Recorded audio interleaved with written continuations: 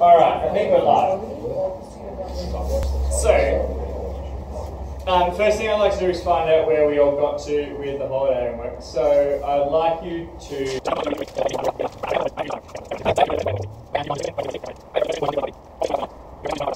You're up to the last section, or you finished it. And hands down. Alright. And no one did the Facebook post, which was the last activity. Yeah, that means you all failed. On the homework. Yeah, you all failed, so we can go home now. Alright, good to see. Obviously, if you've done the reading and the work, you're going to be better placed to go through this text as we read in class. We are still going to read the whole thing in class. So, you're going to have to just pay attention, but we are going to smash through it. We are going quickly. Okay. I would like to start the first section of the homework. One of the questions is define physis and nomos, convention and nature. Can anyone tell me what convention is for the ancient Greeks? Yeah. A way in which something is usually done. The way in which something is usually done is a good definition of what the word convention means. But specifically for the Greeks and for our discussion here, what do we mean when we say conventional laws? Customs? Customs, good. They're like Man-made. Not naturally exist. Good. Man-made is the key one. Man-made rules and laws and customs that don't exist apart from our society. Yeah? Conventional laws include things like don't murder people. Everyone good with that? Yeah. Alright. Then there's nature. Yeah, nomos and nature. So what's a natural law? The strong dominate the weak. The strong survive is a natural law. The strong dominate the weak, Callicles would say, is a natural law. Yeah? And the ancient Greeks thought there was this tension between the two. They thought that man-made laws sort of existed in opposition to or in tension with natural laws. So for example, things like laws like don't murder people or don't steal someone's money is in tension with the natural law of the strong dominate the weak. Does everyone see how that works? Cool. Socrates, which side do you think Socrates would be on in that debate? Abdul. What side do you think Socrates would be on? Conventional laws or natural laws? I think it was conventional. Yeah, he's about the conventional laws, the man-made laws, and he thinks that reason and rationality, yeah, inform the best of what we are, and that we should follow that to live the best life, to live the good life. Yeah. All right. So then, in opposition, obviously, Callicles, he's all about the natural law. Yeah. Doing what you can to get the most for yourself. Living your best life in a very sort of pleasure-centered kind of way. Yeah? Alright. Summarize, read and annotate, complete, discuss. Alright, let's start reading, shall we? Would anyone like to be Polis?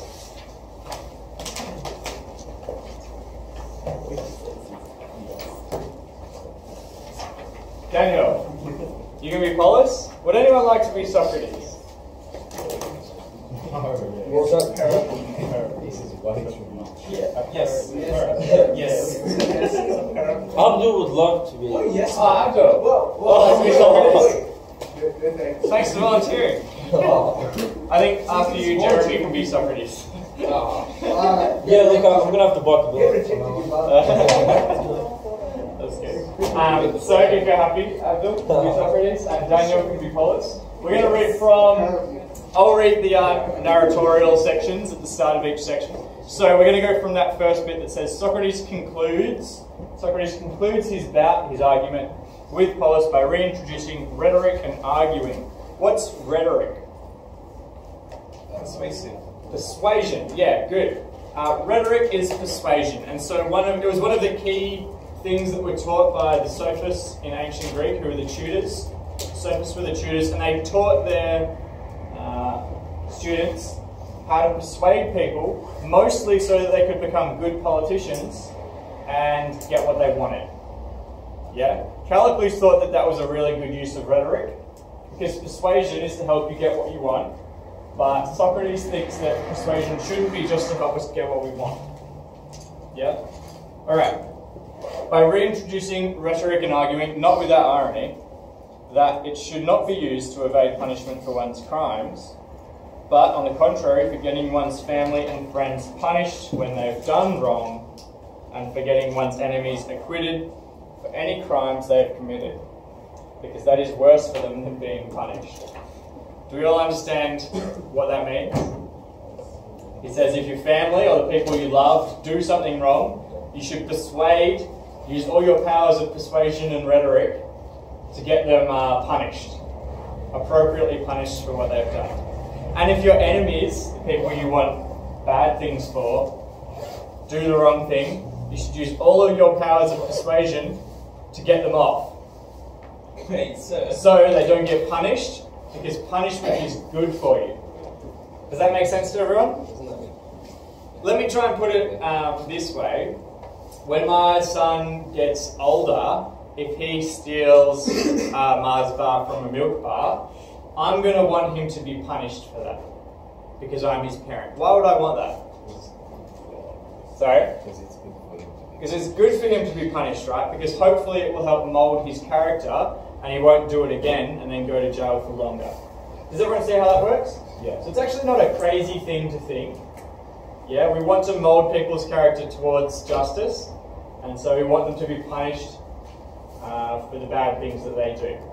You might not agree with it, but at least that's how the argument is phrased. Now the other one's a bit harder to accept, right? If your enemy steals something from the milk bar, you should try and make sure he really enjoys that Mars bar. Yeah? And make sure he gets off so you could wipe the cameras or something. I don't know. Yeah? Make sure they get away with it. Why would you want to do that? Well, maybe they'll do something worse in the future. Yeah? Maybe they'll get punished even more in the future, but that's not really the point. The point is that they'll be a bad person, and because they'll be a bad person, they'll be living a bad life. All good? Yeah. Alright. Alright then, if what we've been saying is true for us, what particular use of rhetoric? What I'm getting at is this: we reach a point in discussion where we're bound to say what our chief concern should be to avoid doing wrong because of all of that consequences it will bring for us. Do you agree? Yes. What if a person does do wrong, however, or if someone he cares for us, he should go of his own free will to where he will find the swiftest possible punishment. That is, he should appear before a judge as he would before a doctor, and he should hurry to make sure that the ailment, which is immorality, does not become entrenched throughout his mind and make him incurable. I don't see what else we can say, Paulus, as long as our earlier conclusions remain unshaken. If we want what we're saying now to be consistent with what we were saying before, we can't put it in any other way. Nice. Maybe let's just write a little note at the bottom there. I think this is quite a good analogy for the way that Socrates really wants to think about punishment. He thinks about it that you would go to a judge exactly the way you would go to a doctor. Yeah? Because being a bad person is like an illness or a sickness, and a judge has the cure, which is punishment, in the same way that a doctor has the cure for sickness, which is medicine. Yeah? And the idea is that even if a medicine tastes bad, it doesn't matter, you still need to get better. So maybe just make a little note of that.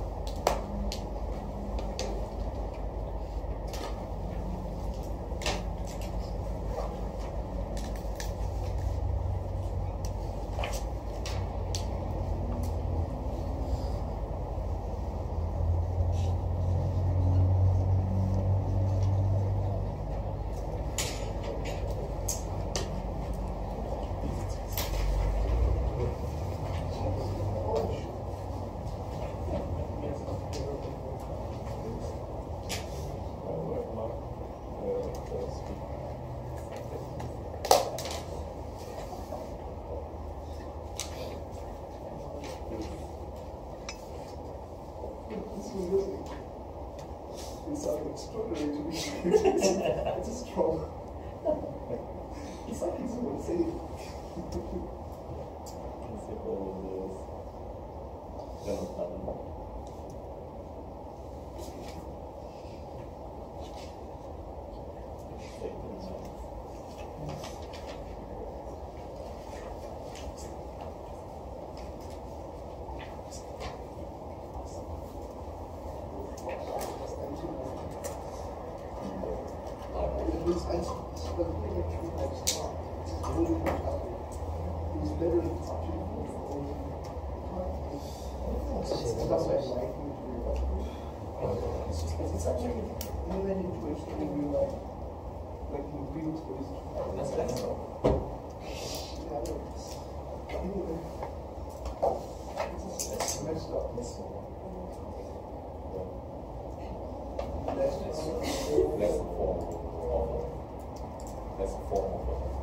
So when's our sack?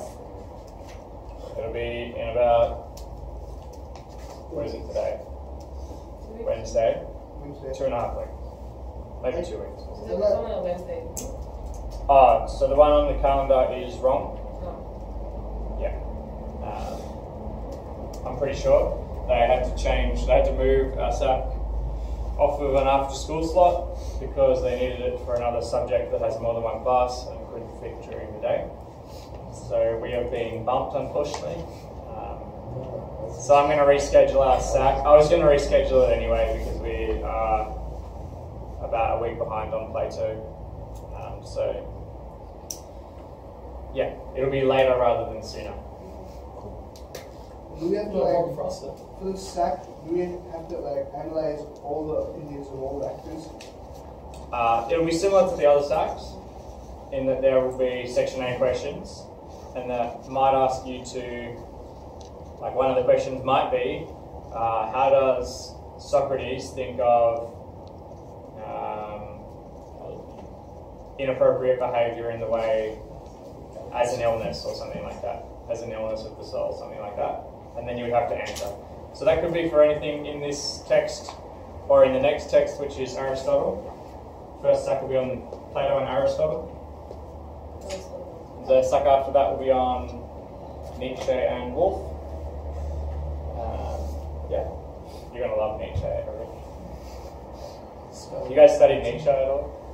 No. It's basically the opposite to Socrates.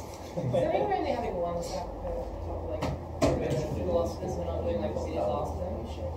One SAC per philosopher. Like so like you're not doing like not doubling up. Yeah. That's not guaranteed. Yeah. So the way this works, there's 2 areas of study for Unit 4, which is starting now. The first area of study has the 4 philosopher text in it. The second area of study has 3 topics.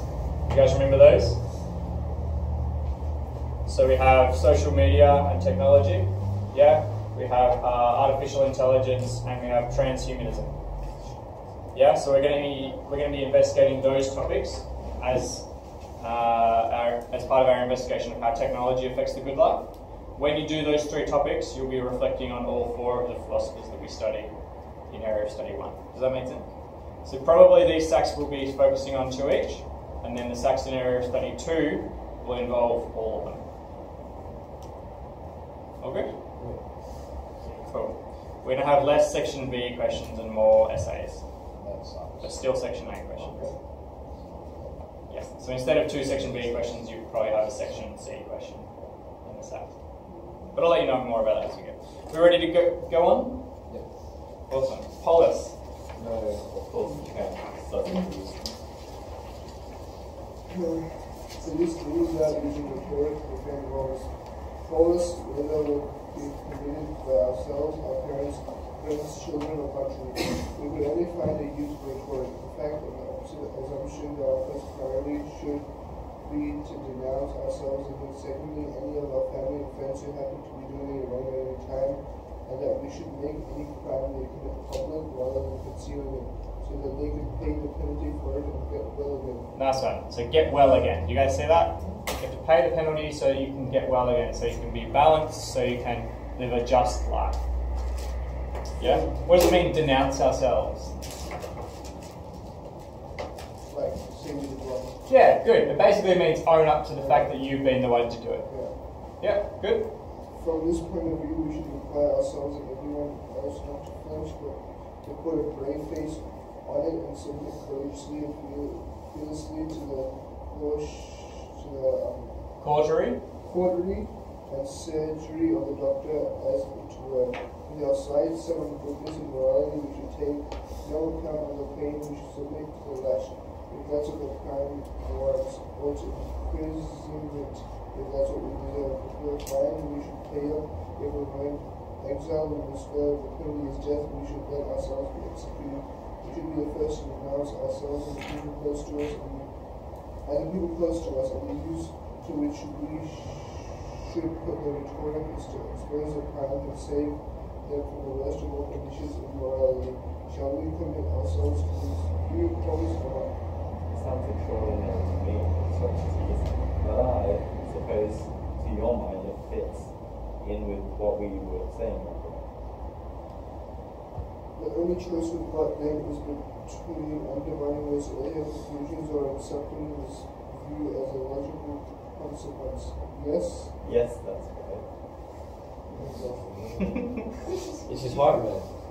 Now, taking the converse situation and assuming that in fact one should harm anyone, an enemy for instance, that as long as you aren't having wrong done to you by an enemy which is something to watch out for, and he's doing wrong to someone else, instead you have to use all your verbal and practical resources to try to ensure that he is not punished and does not appear before a judge. But if an enemy of yours does appear there, you have to come up with a way for him to escape and so avoid punishment. If he's stolen a pile of money, you have to make sure he doesn't get it back. It keeps it dispensing godless morality on himself and his acquaintances. If death is a penalty for his crime, you have to keep him alive, preferably forever, so that he never dies and he quickly goes on and on. But if you can't manage that, you better ensure that he lives in a state of wickedness for as long as possible. These are the kinds of circumstances in which I think rhetoric has some use. Paulist, I can't see that it's any particular use to a person with no criminal intentions. Maybe it's no use at all in that situation. Nothing came up in the previous discussion but I just think it is. Thanks, Abdul. Good job. So, earlier in that section it says we should submit to the lash, which is like a whip, if that's what the crime warrants. If the punishment, the appropriate punishment for your crime is execution, you should put yourself up for execution. You should volunteer for execution. Yeah? Talk to the person next to you. What do you think of this idea? If you've done the wrong thing, should you volunteer to be appropriately punished? Talk to the person next to you. What do you think? Yeah. Oh, would that be the right thing to do? You do it? You think you'd be the smartest? If I did something like that, like... Okay, but does that mean you live a less good life? Both times when I did it, the less evil. Sure. What do you think Socrates would say? Probably is great. Sorry. It's a wicked life. Yeah. And it's bad to live a bad life. Yeah. So you like continue living as a Yeah, I don't know. To me, that means but you're still living as so you'd rather live a bad life than live a life. What if you're like, would you rather like live on, be hated by everyone forever, or die like the Matrix? What if you're like 50 years old, you've got a pretty good life so far, and then you have the option to like trade with your friends, living forever with your friends, or dying in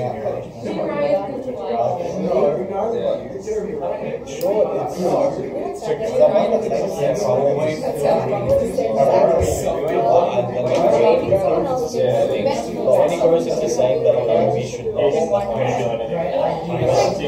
might make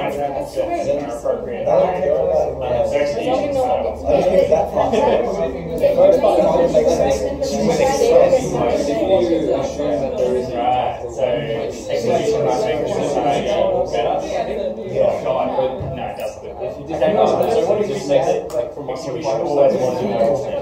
Yeah. You argue that. But you say this. You should always be appropriate that leads you to a more Would that be right? Yeah, so you should always like hand yourself in. Snitch everyone, all your friends, but none of your enemies. I don't know. And you should always hand yourself in.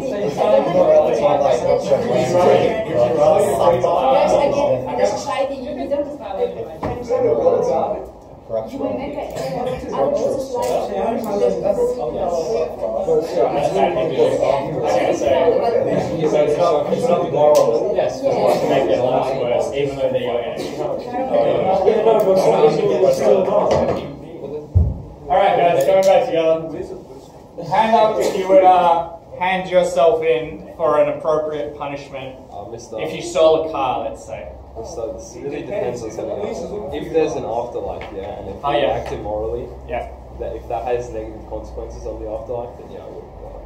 Yeah, nice. So if let's just say everyone understands the basic idea of like a heaven-hell afterlife, right? Yeah. If there's a heaven-hell afterlife, then like dying a hero, a moral person, as opposed to living immorally does seem to matter a lot.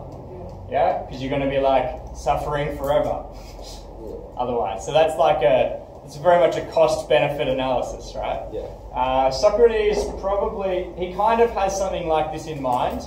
He thinks that your soul is immortal and it stays on afterwards. But I don't think that's the primary reason. I think he's mostly concerned, at least in this argument, we can mostly just concern ourselves with the life itself. He thinks that you should always try and live the best life, the good life, yeah, and that the good life involves seeking punishment when you do the wrong thing. Yeah. So let's ignore the afterlife for now, and let's just say that you're not taking it into account. Yeah. Hand up if you would seek punishment for yourself if you stole a car. If the police is looking for you, that's the thing. Well, let's say that the police aren't looking for you. And the person, have you... For example, my car when I was about not too much older than you guys, I had a white Commodore. I loved that car. Had a massive gas tank in the back. And you guys know those NOS tanks? Oh, no. The light blue ones? Yeah. It's the most disgusting thing I've ever done as a teenager. I painted my whole gas tank, it was like this big, like a fluoro blue NOS tank. I put a big sticker on the front, looked just like Fast and Furious, it was amazing. I loved that car, right? And when I was like 20 years old, got stolen from outside my house. And they smashed into a clothes shop and then they took it to the airport. And then they did lots of doughies, and then they burnt it. Right? So I forget where this is going actually. Was it that you would hand yourself in? Oh yeah. So the cops were like, because I reported it stolen. Yeah. And they're like, oh okay, cool. I was like, so what can we do? They're like, we'll let you know if we catch them. Later on, someone reported the car had been dumped in the airport because it dumped it and burnt it. And then the cops were like, oh, hey, we found your car, because I reported it, they had the number plate. They said, yeah, we found your car, it's been towed to this place, you can go and get it. And so I went and got it, right? Do you think the cops did anything more to try and find people or anything like that? No. So they did fingerprint it, which was nice, right? But the fingerprints didn't actually turn up any fingerprints. So they've got them in the future. If those people get arrested again and fingerprinted, they'll do them for my car robbery, but that's as far as it goes. Yeah, with a police investigation for a car being stolen in Victoria, because it's just hard to find people, right?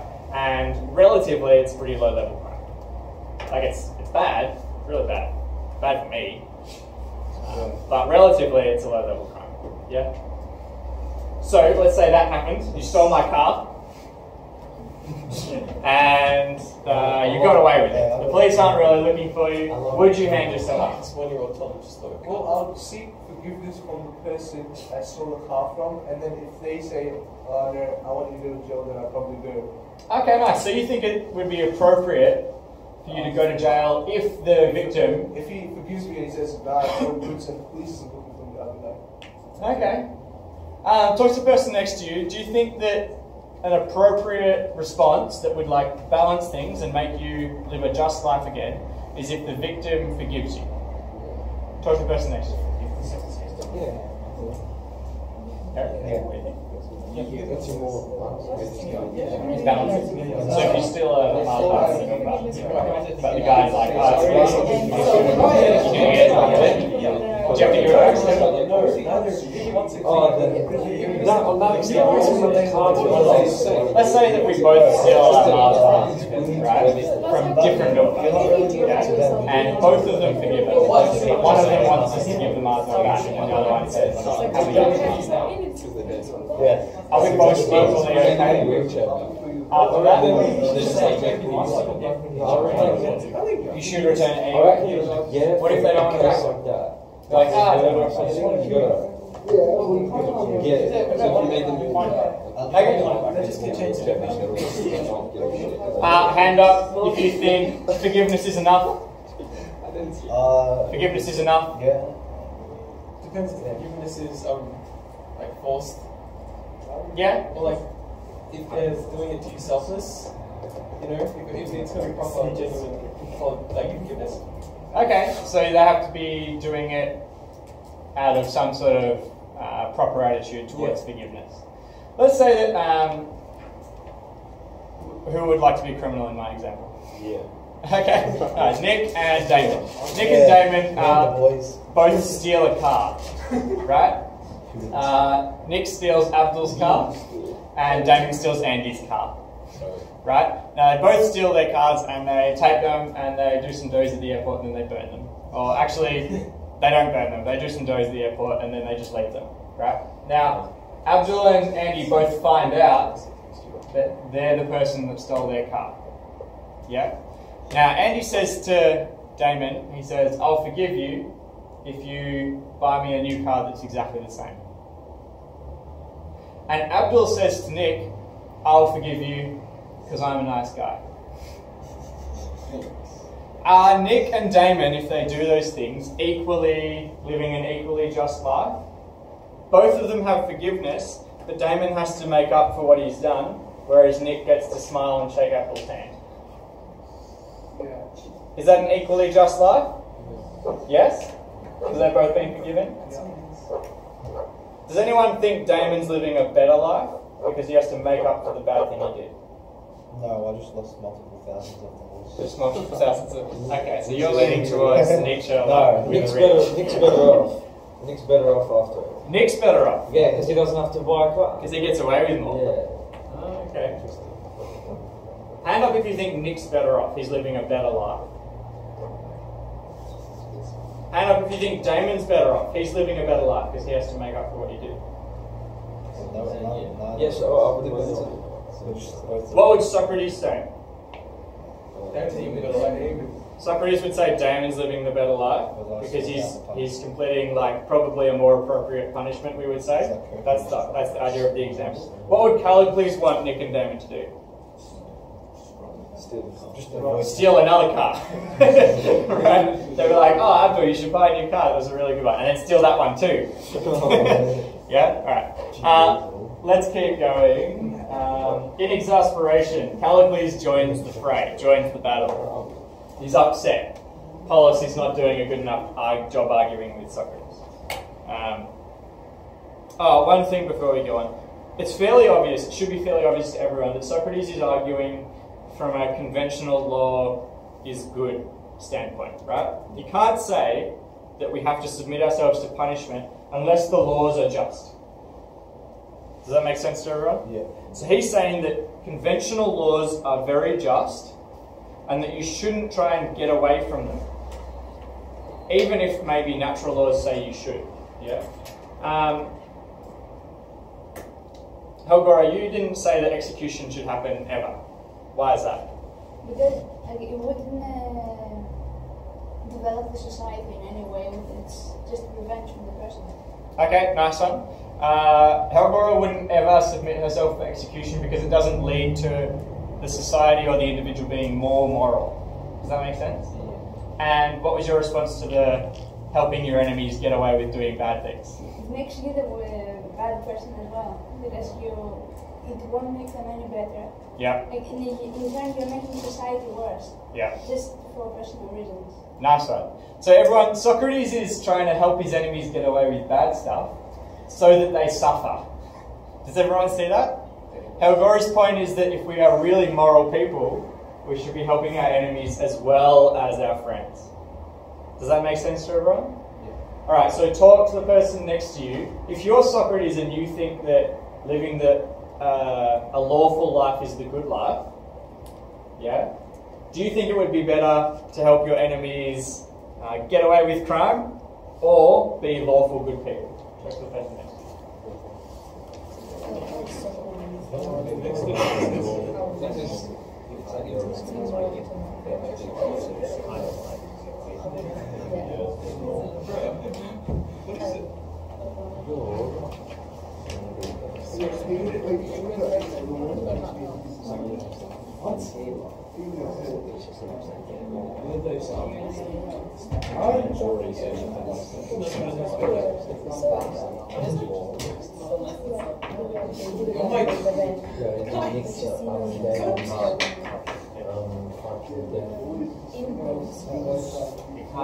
I think Socrates' position is that both normal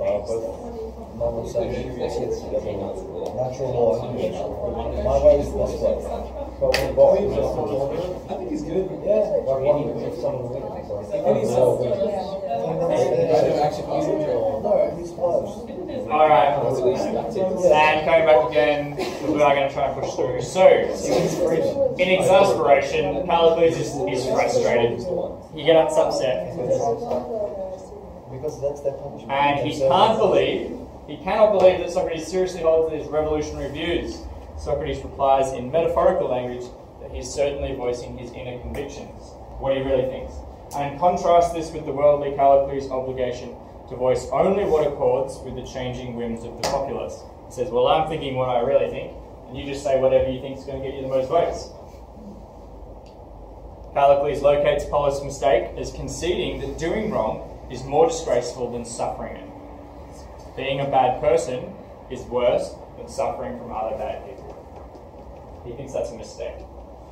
He claims that this view is merely a convention designed by the weak to suppress the strong, and argues that might is right by natural law.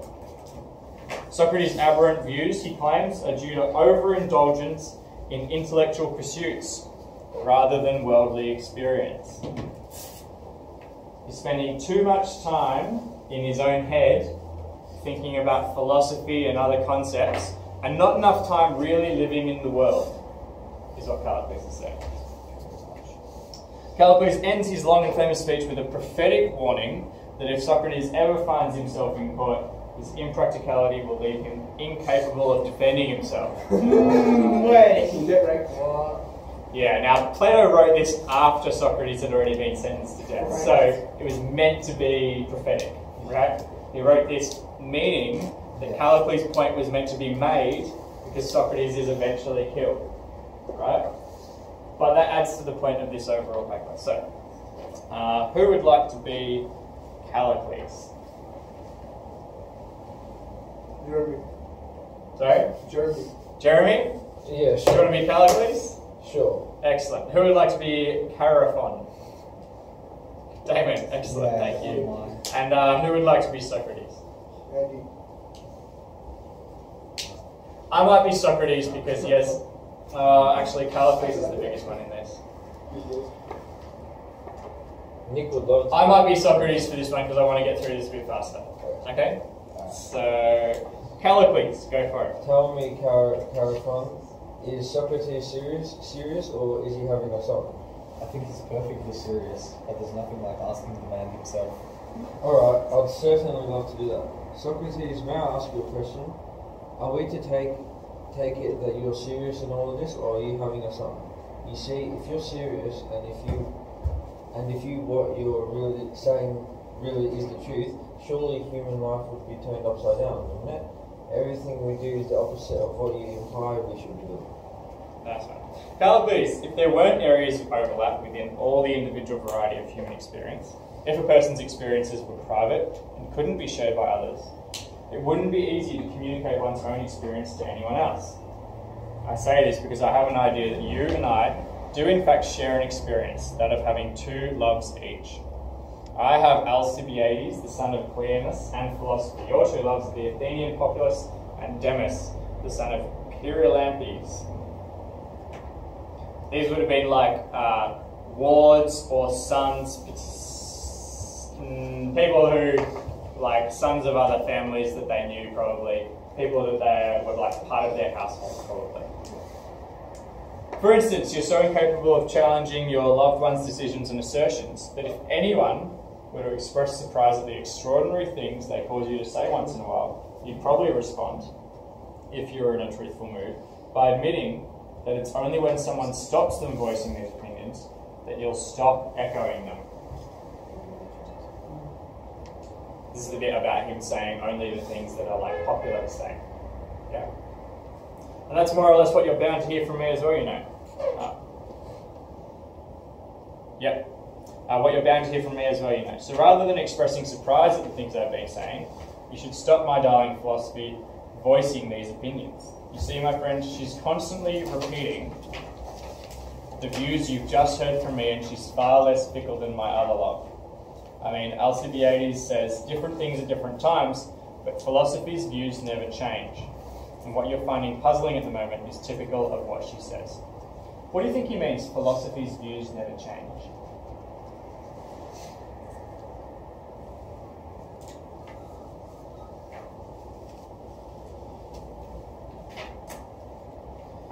What he means is that truth is truth. Yeah, the truth doesn't change depending on what's popular in society at the moment or what your loved ones happen to like at the time. Does that make sense to everyone? Maybe a little note next to that. Philosophy's views never change. Truth is truth.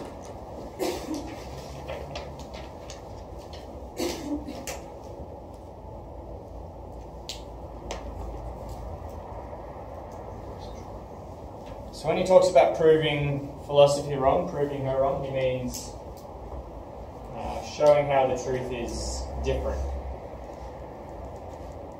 That's to what Socrates has been claiming it is. So, says, you were here throughout the discussion, however, so it's up to you either to prove her wrong by showing, as I said a short while ago, their wrongdoing, particularly unpunished wrongdoing, is not absolutely the worst thing that can happen, or to leave this notion unrefuted. He's already sort of established that idea earlier in Gorgias, in the section that we're not looking at. But if you don't leave it unrefuted, then I swear to you by the divine dog of the Egyptians that it will cause friction between you and Callicles. There will be discord within you your whole life. Ooh. What does that mean?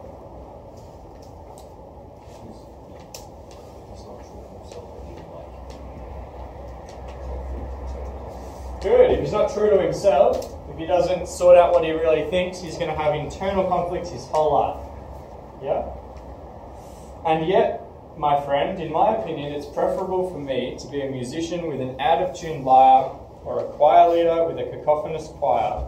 And it's preferable for almost everyone in the world to find my beliefs misguided and wrong, rather than for just one person, me, to contradict and clash with myself.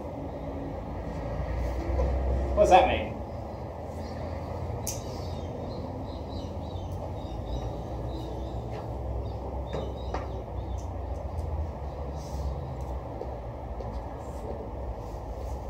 It means it's better to sound bad to other people than to be internally in conflict with yourself. Yeah? Better to be in conflict with others than to be in conflict with yourself. Does that make sense? So you shouldn't ever just say what other people want to hear, even though you think it might be wrong. You should always be true to yourself. All good with that? Cool. Spoken like a true popular orator, I'd say, Socrates.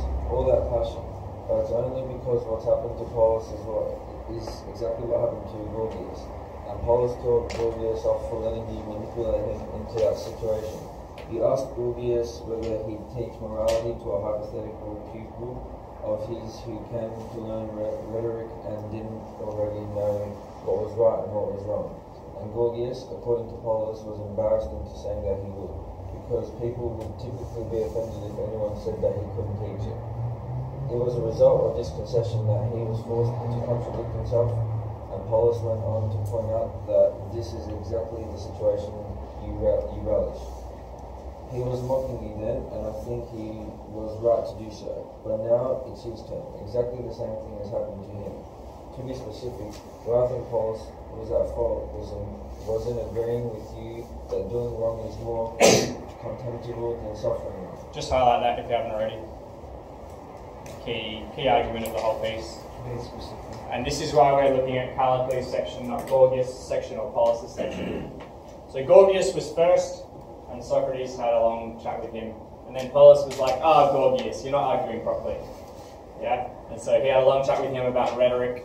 And now Callicles is saying, Polus, you lost to Socrates too. I got to take over. It was this admission of which enabled you to tie him up in logical knots and muzzle him. He was just too embarrassed to voice his convictions. You pretend that truth is your goal, Socrates, but in actual fact you steer discussion towards this kind of ethical idea. Ideas which are unsophisticated enough to have popular appeal, and which depend entirely on convention, not on nature. So underline that bit, just so you've got it. I think we're all pretty good with the difference between convention and nature now. Cool.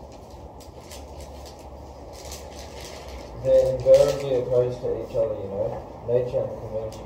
And consequently, if someone is too embarrassed to go right ahead and voice his convictions, he's bound to contradict himself. This, in fact, is the source of clever but unfair, argumentative trick you devise. If a person is talking from a conventional standpoint, you slip in a question which presupposes a natural point of view. And if he's talking about nature, you substitute conventions.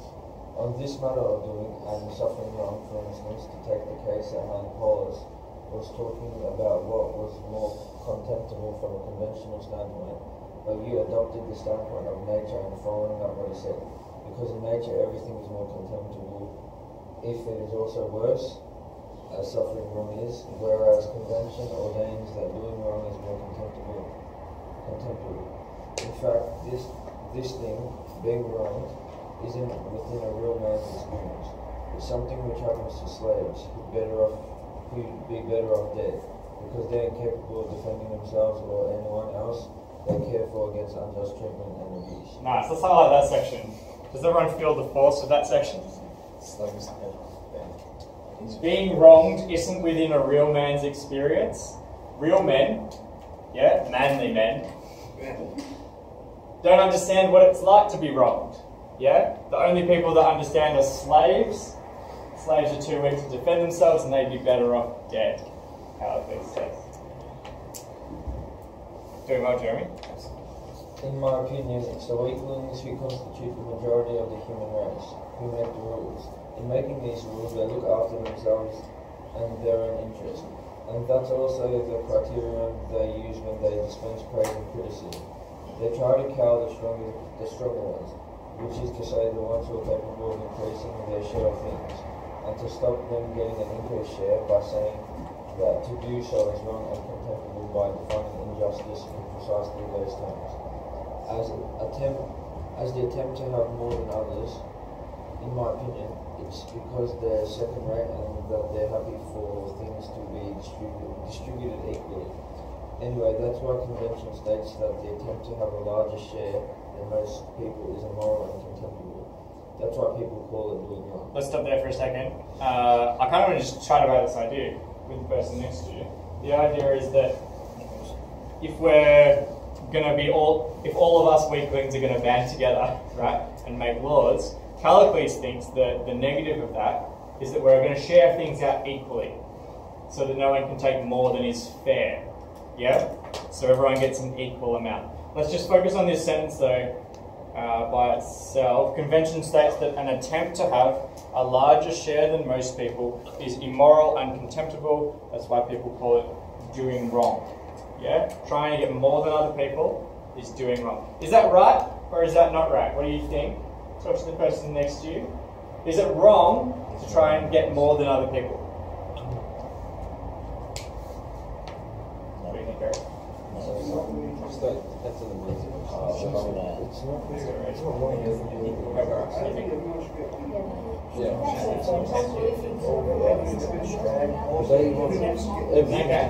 So it's not immoral.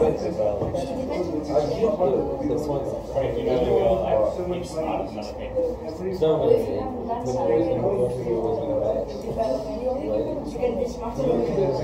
Sure, but what if you like, no, just you and your friends, you both try your hardest, and you know that you'll make that team and money then. Is that okay? Well, right, it's fine.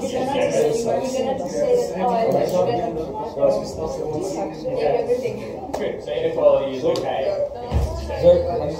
Yeah, it gives you sustainable.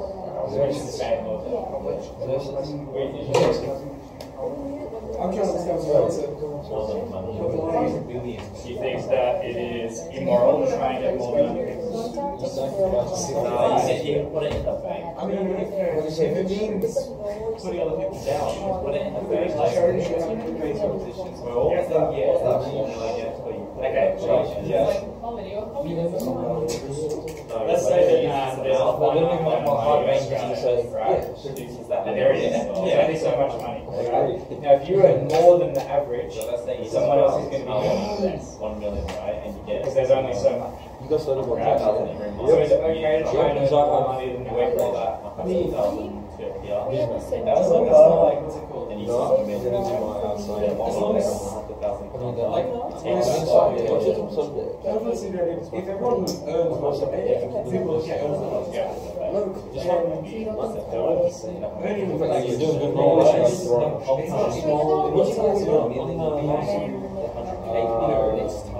ruin everyone's lives. Yeah. If you knew you were Where we go, then you probably know. Just think, so you're gonna do the It's given up to the argument analysis. That was completely. Well,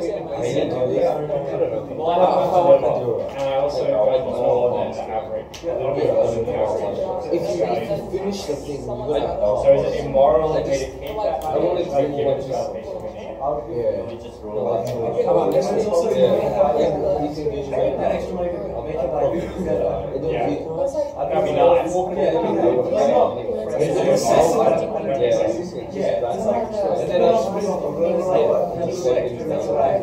feel like I'm gonna go with What if someone inherits a parent? But I've learned And then they put it, they build it, they buy a company, and that company makes millions of dollars, and it's run by managers, but they, for their life, they Oh, I'm saying about it's outdated. they make a million dollars a year, which is much more than the average. Slavery and That's not even slavery. real. Made during the time of slavery. This isn't exactly what Civil War. Let's just say that's money. I'm pretty sure the average would have already adjusted for But it. now there's no Like, You know what there is? it feels like So in case of evil government, they can resolve it. Yeah, I know. But that was a founding. I see what you mean, but we're still making money. In the name of it, like it can be changed. Yeah, that's why I'm arguing like it's outdated. Like there is a third evil government. I just think if they try. Does anybody think that inequality is necessarily unjust? No hardcore communists. Damon is quite the communist. Yeah, David, do you want to explain what you were talking about? Socialist. No, look, if you look at laws of nature, then no, of course. Okay. If you're looking at it conventionally, it would make more sense for everyone to be like equal in terms of what they have, but let's just understand a general standard. There, you can't really consider other things like some people deserve it. Yeah. But it's more not equality, it's more equity, isn't it? Yeah. They get what they deserve, but they get the same. Hands up if you talk something about with what people deserve rather than having exactly an equal amount. Yeah, most people I think think that. Good job. Let's do it this way then. Let's say that I worked at a private school, and at private schools, teachers negotiate their salary with the principal, right? Yeah. And so when you negotiate your salary, let's just say you have an interview with the principal and you show them what you've done in the past, and you tell them what you're going to do in the future, and then you get a salary based on that. Yeah.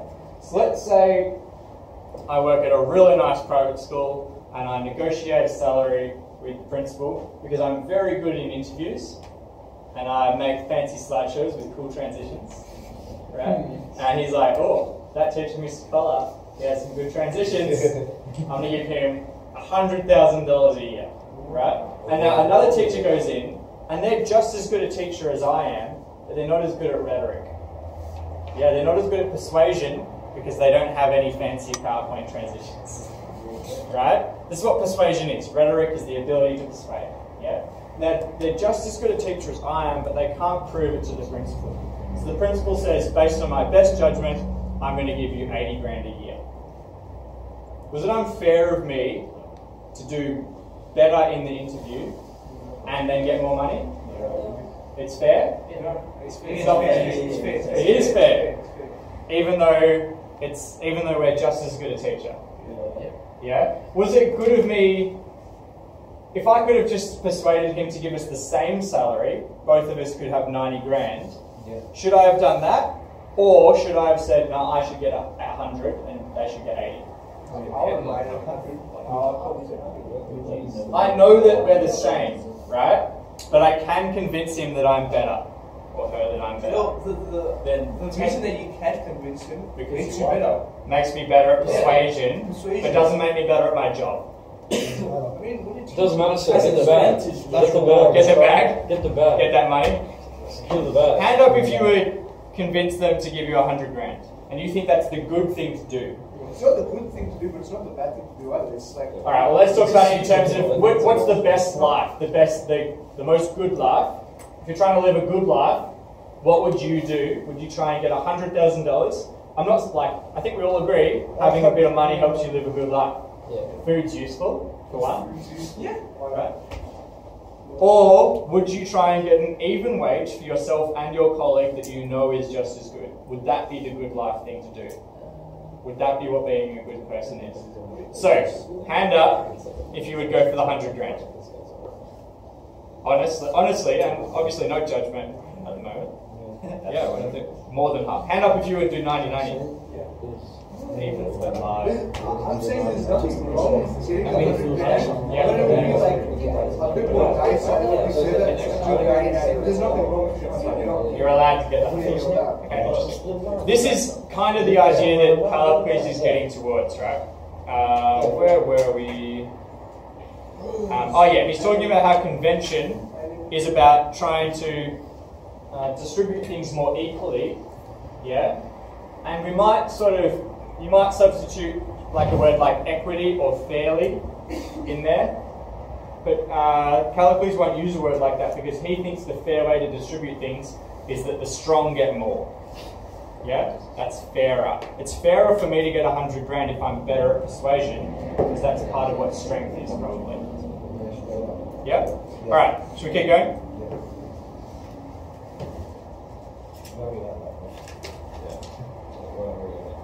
I think we're But I think.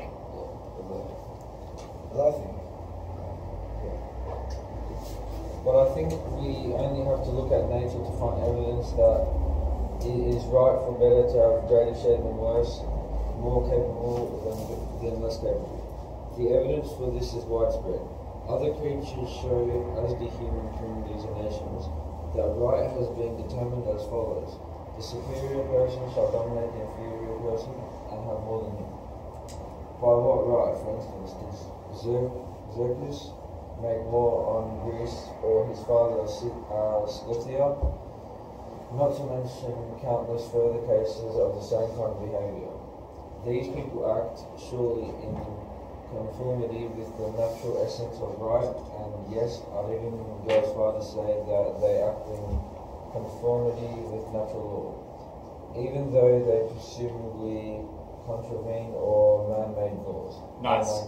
man-made laws. Man-made laws, good. So, for example, it would be illegal or it would be against conventional law to invade another country for no reason.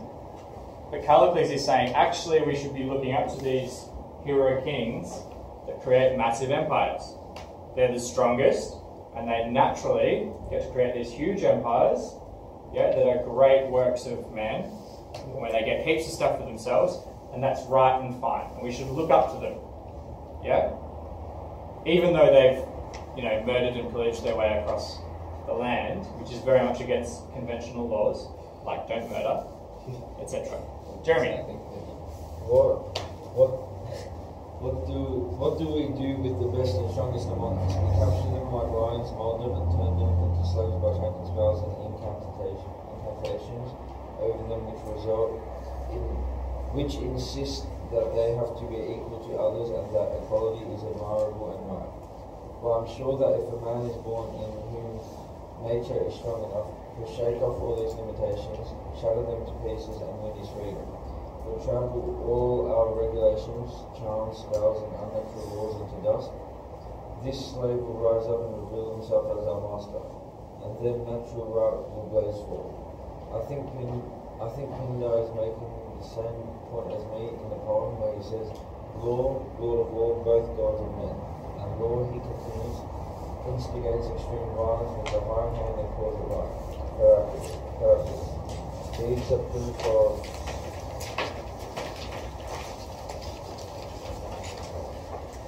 this, since without paying them, something like that. I don't know the actual word, but it says that Heracles drove off Gerion's cattle without paying for them and without Gerion giving them to him, presumably because it was natural justice for him to do so, in the sense that all belongings of worse, inferior people, not just their cattle, are the property of a man who is better and superior. Nice one. Heracles is Hercules. Do you guys know Hercules? Oh, yeah. The strong guy. Yeah. Why was it right for Hercules, according to Callicles, why was it right for him to drive off Gerion's cattle? Because he's more superior. Because he's stronger than Gerion, right? That's why it was right for him to do it. And so for Callicles, if you're strong, you make the law. Your strength is the law. Does that make sense? Yeah. So, this section back here, can we turn back one to 484a? What do we do with the best and strongest among us? We capture them young, like lions, mold them, and turn them into slaves by chanting spells and incantations. What do you think they mean by spells and incantations? Laws, good. Models of right behaviour. How do you teach a kid spells and incantations that weaken them in Callicles' eyes? What sort of thing might you say to a young child to do that? Don't steal. Stealing is bad. Don't steal. Don't take that. Your brother was playing with it first. Don't hit your brother. Don't hit your brother. It's bad to cause pain. Yeah? Share with your friends. Yeah? You've had a good turn on that now. It's someone else's turn on the play set. Does everyone see what we mean?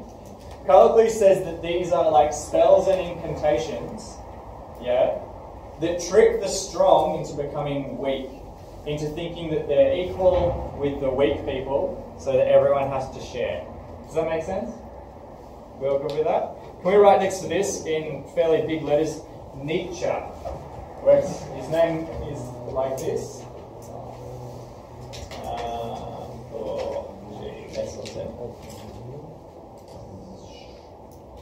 I think it's that way.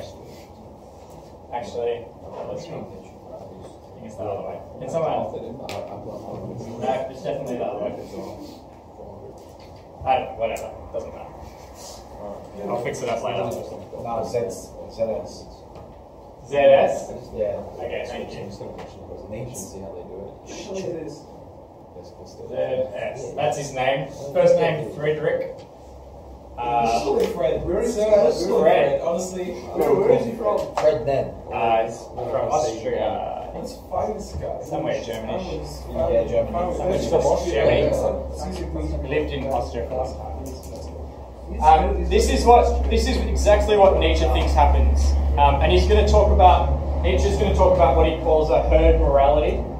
which is like the morality of the sheep that exists to constrain the stronger people within them, which are like the lions or the wolves, right? The strong within them. And this bit is really prophetic of Nietzsche. He says, the slave will rise up and reveal himself as our master, and then natural right will blaze forth. This is like some sort of warrior king rising up through the ranks of people who've lived with conventional laws, taking whatever they like, and making sure that there is a might is right society. Does that make sense? Yeah. Cool. Imagine someone like leading a military coup in Australia and abolishing the police force and taking all the stuff for themselves and distributing it to all their friends or whatever they want. That's what we're talking about here. Yeah? Cool. And Hercules is a good example. Callicles thinks of this because he just does whatever he wants. He treats everything as his own property, which Callicles says it is because he's stronger and he can do whatever he wants. Make sense? Genius. Cool. Alright. Let's get going. These are the facts of the matter, and you'll appreciate the truth of what I've been saying if only you'd forget about philosophy at last and turn to more important things. The point is, Socrates, it's fine for a person to dabble in philosophy when he's the right age for it, but it ruins him if he devotes too much of his life to it.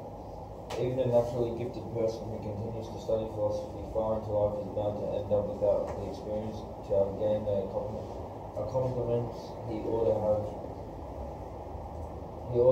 if he's to be a gentleman with some standing in society.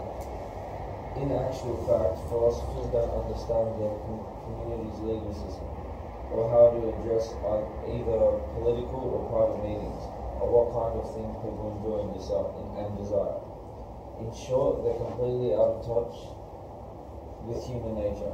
When they do turn to practical activity, then in either a private or political capacity, they make ridiculous fools of themselves. Just as, I imagine, politicians make fools of themselves when they're faced with your lot's discussions and ideas. In other words, Euripides was right when he said, a person shines at and expends his energy on, and devotes most of his waking hours to the activity at which he happens to excel. He shuns and reviles anything he's no good at, and sings the praises of his own speciality in a self-regarding way, because he thinks this will increase his own prestige. Nice one. What's Callicles saying here? You don't have a life experience. You don't have any life experience. Exactly You live in right. your mother's basement. Yeah, you live in your mother's... Good. You're like study. It's the equivalent of like spending all your time on weird Reddit forums, right? Where you just talk in this abstract way, right? About memes or something like that. And you have no experience of the real world, yeah? And further to that, he's saying that you only value the things you're good at. Socrates, you happen to be good at philosophy, so you say that philosophy is the most important thing. Whereas actually other people are good at politics, which is like the art maybe of getting what you want, or the art of action, the science of action, yeah? And so they say that politics is more important than philosophy, yeah? Callicles is saying that he's a good politician, and he was a powerful politician, or at least a persuasive politician at the time. He was, he wouldn't have characterized himself as a weak person, and he would have had the house and the slaves and etc. to prove it. So he thinks he's done well for himself, and he's not very good at philosophy. He doesn't care. Yeah? All good? Any questions? Yeah. Cool. Jeremy, happy to keep going? Yeah. Doing well. Cheers, Chief. It seems to me that the optimum course is to have a foot in both camps. A certain amount of philosophy helps one to become a thoughtful person, and it's fine to take it that far. There's nothing wrong with studying philosophy in one's teens, but it's a ridiculous thing for a person to still be studying philosophy even later in life. Socrates. I feel the same way about doing philosophy as I do about stammering and playfulness. I enjoy seeing a child stammer and play games when he's still young enough for this kind of behaviour to be expected from him. It's pleasantly unaffected, I think, and appropriate to the child's age. When I hear a young child coming out with fluent sentences, however, it seems harsh, grates on my ears, and strikes me as degrading someone. On the other hand, the phenomenon of a grown man stammering or playing childish games seeming ridiculous and immature, and you want to give him a good thrashing. Nice. Oh, What's he saying? philosophy shouldn't be practiced by old people. Yeah, Good philosophy's for kids. Good job. Yeah, philosophy is like a fun intellectual exercise for kids when they're growing up. They can play some mental games. But when you're an adult, if you're doing philosophy, it sounds like a kid who can't speak properly. Yeah? Callicles is saying you're acting like a child. Yeah? And not only that, he wants to beat him up. He's like, it's not appropriate for an adult to act like a child. I'm going to give you a good thrashing. I will be a strong man and beat you. Exactly. I probably wouldn't have done it if Plato was there. Did I tell you he won like the gold medal in wrestling like 4 years in a row. So not only was he like a massive philosophical mind, but he was ripped. And Plato loved Socrates. He was probably hanging around. Wasn't Socrates, didn't he go to war? Yeah, I think most Greeks at the time would have been involved in war. Their whole culture all of them owned weapons, and they were ready to go to wars. There was lots of small campaigns in Greek culture at the time. That was just a part of their life. Yeah. Usually they did it in summer. Why not in spring? Because you have to go back to your farm and harvest all your crops in spring. But no time. That's why wars are in They're spring. going to rip off some crops, sorry. Exactly. How do you think Callicles would feel about going on a war in summer for fun? Do it all the time. Feel good about it, right? Go and take as much stuff as you can. Yeah? Alright, let's get going. That's how I feel about people who do philosophy as well. I don't mind seeing a young lad take up philosophy. It seems perfectly appropriate. It shows an open mind, I think. Whereas neglect of philosophy at this age signifies cleanness and condemns a man to a low estimation of his own worth and potential. On the other hand, when I see an older man who hasn't dropped philosophy, but is still practicing it, Socrates, I think it's he who deserves a thrashing. You see, as I said a moment ago, under these circumstances, even a naturally gifted person isn't going to develop into a real man, because he's avoiding the heart of his community and the thick of the agora, which are the places where, as Homer tells us, a man earns distinction. Agora is a big meeting place where all the politicians and generals and important people came together to discuss the issues of the day and make decisions about what their community would do. Cool. Instead, he spends the rest of his life sunk out of sight, whispering in a corner with 3 or 4 young men, rather than giving an open expression to important and significant ideas. Nice. Just to drive this home, he's saying that it's a childlike activity and you shouldn't do it as an adult. So the way I remember this is that I imagine a kid in like grade 3 or 4 playing on the monkey bars, and then I imagine Mr. Blakey playing on the monkey bars. Right? This is how Callicles thinks about philosophy. Yeah? It's actually probably not as appropriate to do it with Mr. Blakey. It's probably more appropriate to do it with me, right? Because I think philosophy is actually really good for adults, but Callicles thinks I look like a kid on the monkey bus. It's like when you came and played Two-Square with us. Exactly, it's a little bit like when I go and play Two-Square. He came in our Two-Square game for a bit. Yeah, it's like when I go and play Two-Square, or even when I go and play basketball, Callicles would probably say that's a bit inappropriate. Although probably if I went and played rugby or something like that, Callicles would be like, that's a game for men. Yeah? Cool. Throw those little kids across the open. Exactly. Show them what it means to be a man. You'd probably say something like that. Cool. I'm quite fond of you, Socrates, and that's why I react to you in the same way as it happened that Euripides had Zethus, whose words I quoted a moment ago. React to Anthea. I've moved to copy Zethus talking to his brother and say, Socrates, you're neglecting matters you shouldn't neglect. Look at the noble temperament with which nature has endowed you. Yet, what you're famous for is behaving like a teenager. You couldn't deliver a proper speech to the councils which administer justice, or make a plausible and persuasive appeal, or put passion into a proposal designed to help someone else. And yet, my dear Socrates, now, please don't get cross. It's because I'm fond of you that I'm going to say this. Isn't this a state and embarrassment for you and anyone else who keeps going deeper and deeper into philosophy? The point is that if you or any of your sort were seized and taken away to prison, unjustly accused of some crime, you'd be incapable, as I'm sure you're well aware of, doing anything for yourself. with your head spinning and mouth gaping open, you wouldn't know what to say. And if you appeared in court, you were faced with a corrupt and unprincipled prosecutor, you'd end up dead. If it was the death penalty, who won? Socrates. What a clever discovery this is. It enables you to take a naturally gifted person and ruin him. It makes a person capable of defending himself or of rescuing himself or anyone else from terrible danger. The best he can hope for is that his enemies will steal all his property and let him live on his own, on in